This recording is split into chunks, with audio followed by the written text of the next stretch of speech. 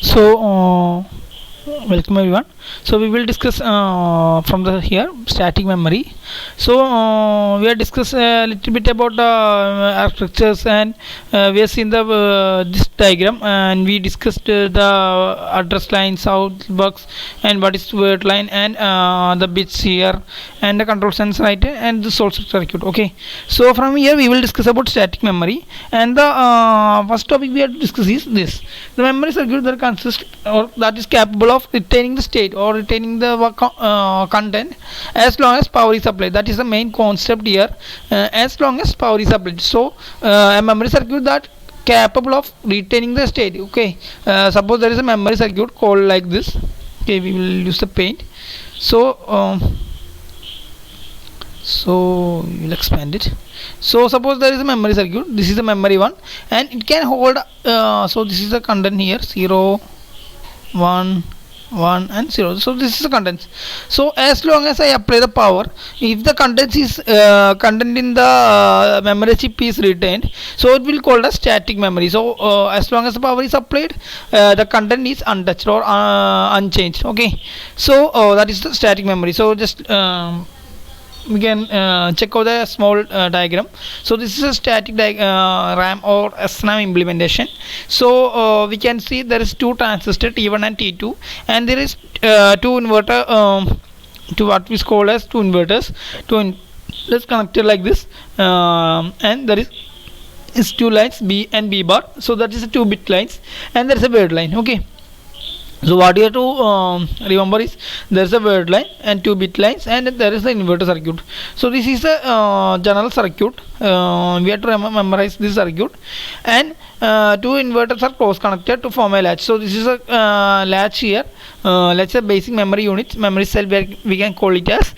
And with this, what happens? This is the latch, and the latch is connected to 2-bit lines T1 and T2. Okay, this is 2 bit lines T1 and T2.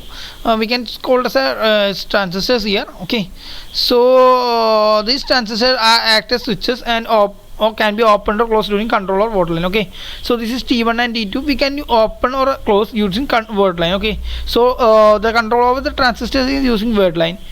Clear? And when the so we will discuss how the read and write operation works here. When the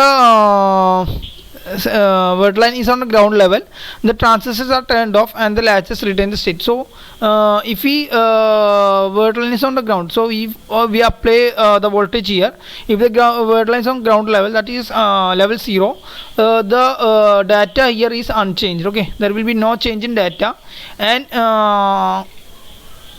so that is the thing. And if the value of x and y equal to x equal to 1 and y equal to 0, so this is the x1 point, and it will be connected to B, and y is connected to B bar. Okay, so it will be complementary always. If the x is 1 and y is 0, and the x is 0, that means y is 1. Okay, that's always complement, and that means if x equal to 0 and y equal to 1, let's assume that it will be the state. This is the state of the system right now. Okay, here x equal to 0 and y equal to 1, that is the system state right now. As long as the word line is ground value, the system the state will be remain constant. Okay, so there is no change. That's what I am saying there. The remain maintained as long as the signal of the gate line is ground line. So there will be no change until there is a change in the state of ground level in the word line. Okay, so how the read operation works in SRAM, that is the first question, and it's also important. Okay, we have to understand how the read operation works in SRAM. That is a I think it's one of the most important topic in this region. So in order to execute a read operation on SRAM, the word line is activated to close switches T1 and T2. So instead of ground line, we will activate the word line. What will happen? The T1 and T2 switches will be closed. Okay, so what happens is the in the cell of state 1, if we will read the data using B1 and B2. Okay, so if you want to read the data from the in this particular cell, you have to activate the word line, and we will read the data using B1 and B bar. How it happens, we will discuss. We activate this, and this will be locked. Okay, and with the decoding the data from b1 and b bar, we will analyze. Okay, this is the what we have. Okay, this is the data inside here. Okay, that is how we will do. So we have to analyze after activating the word line, we have to analyze the data from b1 and b bar. Okay, so we will discuss how it happens. Okay, I need charging, so just type. So we will discuss light. As we discussed, the bitline will decide. We will decode the information from the bitline b and b bar, and then we will discuss the. We will what will we will finalize what the data is in the cell. Okay, if the b bar is 0 and b is 1. Okay, we will know with both are complement. B is 1 and B bar is 0. That means the cell is state 1, that is binary high, and B equal to 0 and B bar is 1, that means the state is 0, that is binary slow. So this is how we will decide is the cell contain data 1 or 0. Okay, the binary information in the cell is identified by the B and B bar respectively. So this is the chart. Okay, so as PV and BVR is always complement to each other. So this is how we will read. Okay, so how I will explain the whole procedure again. We will activate the word line, we will decode the information on B and B bar. Okay, so this is how we will do that. And for write operation it is the same. We will set to state the cell is state by placing the appropriate value in the B and B bar. Okay, so if we want to store a 0, we will have B equal to 0 and B bar equal to 1, and in case of 1, we will set B equal to 1 and B bar equal to 0. Okay, we will set the bit line to the corresponding value and activate the word line. Okay, so what will happen, this pose the cell to corresponding state. Okay, this will change the cell to corresponding state. Instead of activating and reading that date, we will set the bit line to a corresponding value, and then we will activate the word line. Okay, this was the cell to correspond change the corresponding cell, and request signal generated by the sense and write circuit. Okay, we will have a sense and write circuit. We will discuss the diagram detailedly. We have this. Okay, this is what B and B bar, like this is the B and B bar, this is the word line. Okay, so remember the circuit, and this is the single body. Okay, I think this is clear right now. And we will discuss the CMOS cell right now. This is CMOS cell. This is nothing, just instead of latches we are using some more transistors, nothing, that's all. Okay, nothing greater. The transistor 3 and T5 act as X, and T4 and T6 act as Y. Okay, so this is act as X, and this 2 act as Y, that's all.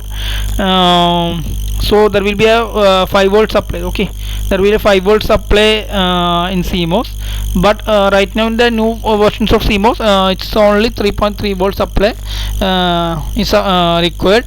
So this is the thing. Just remember the CMOS, the read and write process is same as that of the basic static random access memory. Okay, so when power is the power is interrupted, the cell content is lost. Okay, that's important thing. We have discussed that as long as the power is supplied, the content will not be lost, and at the moment the power is lost, the cell content is lost. That is an demerit. Okay, 1 minute. Okay, it's running. Just I want to make sure that it's running. When the power is off, what happens? The latch is set to a stable state. Okay, if the power is interrupted or power is lost, the latch will be set into a stable state, but it does not guarantee that it was the previous state or it was the state before the power was lost. Okay, so if it can be 1 0, that means the bit can be changed, or that means it clearly suggests that if the power is lost, okay, the data or the content is interrupted or content is lost.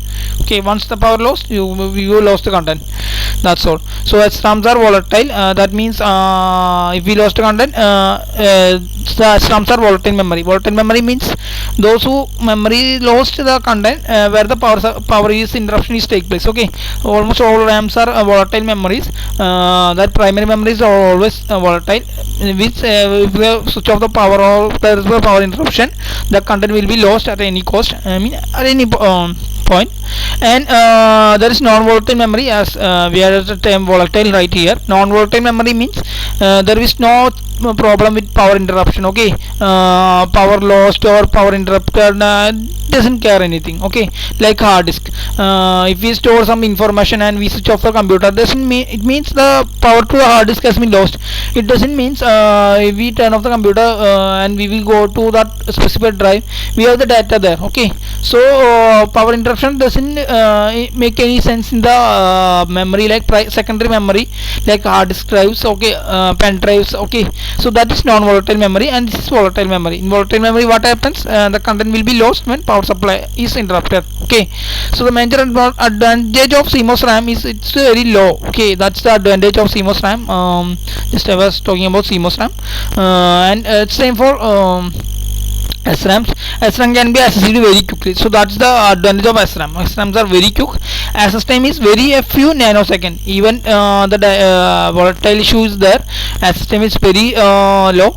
It is used where speed is a critical condition. So there will be some condition point where speed is critical condition. So in like supercomputers or computers that generate quick responses, like an anti-aircraft missile system, like we don't know missile systems are highly complex and it requires instant response.